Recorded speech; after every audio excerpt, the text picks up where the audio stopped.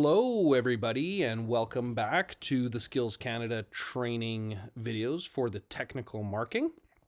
And in this video, we are going to be looking at saving abilities, number 3. We are going to look at these 3 specifically: that your PDF is the correct size, that your PDF includes trim marks, that the PDF for press is the correct colors. 3.4 we will cover in a separate video. Now, this is very, very important, and everybody should be doing this correctly. And I'm going to show you how to set up a PDF so that it passes all of the necessary tests for the printer or whoever is going to be looking at it. We are going to start with InDesign, but I'm also going to show you how to do it out of Illustrator as well. Okay, and I'm going to go up here in the project. This is a past project. I'm going to go up to where it tells us what we need to include. So in this particular project, it's telling us that they want PDFX 1A 2001. And it does say include bleed, trim marks, registration marks, and document info. Now, I'm not going to show you this exact one until later, but for now I'm going to show you how to do it out of InDesign first. And so here's a job that was a previous skills project. And you can see that in this particular job, they have 4 colors. So it's a process hang tag, and it has a die line. So we're going to start with one that has a die line here. And I wanted to show InDesign first anyways. So what you would start by doing to verify that your file is correct is you would go into Window, and you'd want to go to Output. And Output has a option here called Separations Preview. So if you click that, this will appear. All right, now you won't be able to do anything in this window as soon as it comes up. So what you need to do is turn the view to Separations. Separations will allow you to actually see each color. And what you'll see happens here actually on the die line is it becomes overlaid on top of the artwork. And that's actually correct. That's called overprinting, but we're not going to spend any time talking about that or worrying about that. What this will allow us to do now is it'll allow us to turn off each separation. We can actually see that this file is separating correctly. And you can see the die line is overprinting everything. And you can see, like I said, each color is separating properly. We don't see any extra colors down here. We don't see any Pantones or any other colors here other than the 4-color process and the die line. So the next step, if this looks good to us, is to actually export it and to create the PDF that we need to include in our project folder. So InDesign makes it pretty easy. All right, if we go under File and we go to Adobe PDF Presets, we can actually look for the one that we are trying to export to. Okay, so let's go back to that folder and I will show you once again. It is 1A 2001. So we can go to that preset, 1A 2001. And you got to really be careful that you pick the correct one, because again, if it doesn't pass that test, you're going to lose marks for that. So you would choose this. It's going to ask you, where do you want to save your PDF? And I'm just going to put it on the desktop for now, and we'll just hit save. And this window looks very scary, but this window is actually where you would make the settings for the PDF itself. Now, by default, because we chose a preset, it's going to go to a standard PDFX 1A 2001. But we do have a couple of options, okay? So we don't have to look at anything in compression, but we do have to jump here to marks and bleeds, because remember what the book said. It said that we need to include crop marks, registration marks, and page information. All right, that's where you'd find those 3. It also said we had to include bleed, so the bleed would be right there, and that would automatically fill out based on the bleed that you set within the document. All right, so this is very, very useful. Also inside of here under Output, you can set your PDF profile right here. And so depending on the project that you're doing, you're going to find the standard profiles within this setting here. So I'm going to choose US Sheetfed Coded version 2. That will allow me to embed the correct profile within the PDF. That is also a requirement that you will find inside of the booklet, and that is on a page up, page 3. You'll see that it will always tell us the ICC profile that we need to include within that particular project. Now they do change, so you got to make sure you're careful that you pick the correct one, okay? But for this one that I'm doing US Sheetfed Coded version 2 because that's most common for 4-color process jobs. So what I'm going to do now is come back into here and I'm going to hit export. Export will, that's okay. If it gives me that message, I'm just going to say don't show again and we're going to hit OK. So it will create a PDF now. And the PDF will be on the desktop where I told it to go. Of course, it doesn't have to be the desktop. It's going to end up in your project folder. But when I go into here now, I can actually preview it. And what I can see is that InDesign has added the crop marks. It's added the registration marks.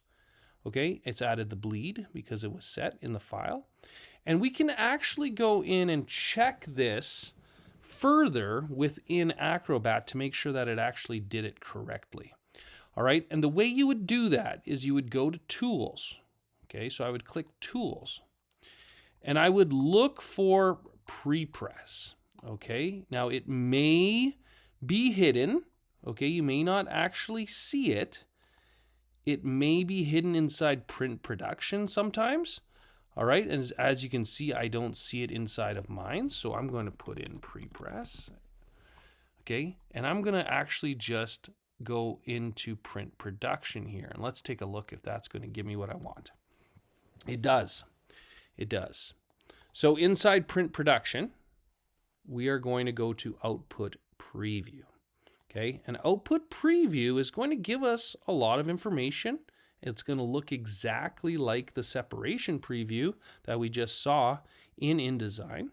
It's also going to tell us a couple other things. First of all, it tells us the profile that we had used. It asks if we want to simulate overprinting. It has a bunch of other options here. I'm not going to get into that right now. But it also lets us turn off our separations and actually check to see if the project is separating correctly. And we can see that it is. All right, so this is very, very useful. This is an excellent way to check your PDFs after you have completed them to make sure everything matches the requirements of the project itself. All right, so I'm going to close this off. Now let's take a look at Illustrator. Okay, Illustrator is slightly different. Not by much, but it is slightly different. So if we go into Illustrator, let's say we're exporting this particular job. And this job for this particular project is a 4-color process banner. All right, so we want to make sure that it's actually separating to 4-color process. So once again, under Window, it's going to be in a different spot this time. I'm going to scroll down and we're going to see Separation Preview. Okay, so it's in a different spot than InDesign, but it's here. And then what you can do from here, you always have to turn on Overprint Preview, okay, if you want to check your separations. So we're going to turn off each one. We're going to check, make sure it's separating correctly, make sure everything looks good. And with 4-color process, it's pretty straightforward here in this case. All right, so that looks good. Next, what we want to do is we want to export the correct PDF from Illustrator. Okay, now when you go to File, you won't see the Adobe PDF presets in here. So what we do in Illustrator is we go Save As. Okay, and we're going to save as, and I'm going to put it on my computer to the desktop, and I'm going to choose PDF. All right, and I'm going to save. Now when I do that, you're going to see a very familiar window. It's the exact same window that we just saw over in InDesign. All right, so it doesn't have the presets, but they are already here. So you can see in the pull down for the PDF preset, we can just pick the one that we picked before, if that's the one it's calling for. We can turn on our trims, our registration and our page information. We can also turn on our bleeds here. So it acts very much the same.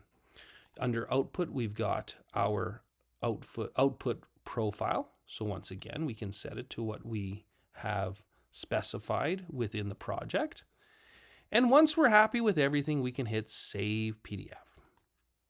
And we'll say OK. We'll let that do its thing. And once again, we go to the desktop and we will see a PDF here for the banners.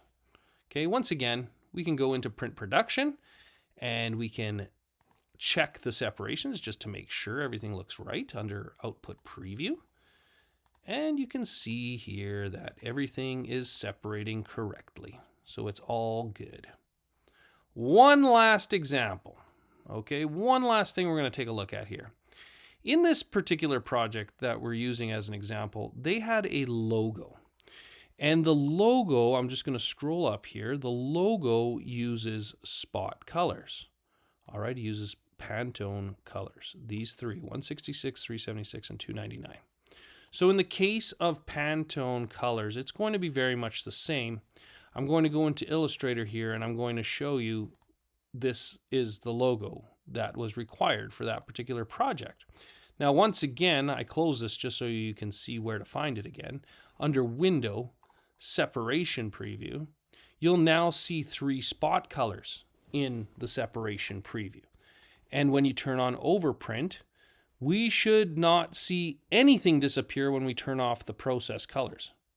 And as you can see, correct, they do not turn off. That's because this logo is entirely made up of spot colors only. Okay, so if I turn off the spot colors, you will see, I have to have at least one channel on, that it's gone. Okay, and that's correct. That's what the logo was supposed to be built as. So the process is exactly the same here. If I go to File and I save as, and I make it a PDF, and I go to my desktop and I save it, all the same settings apply. If it needs to be one of the standard PDF presets, I choose that.